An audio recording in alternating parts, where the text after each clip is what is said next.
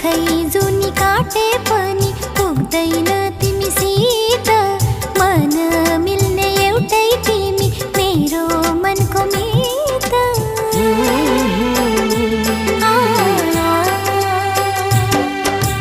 मखमली पछोरीले सानो मुहार छोपेको लाग्दछ बादल भित्र जुनै हो कि लुकेको।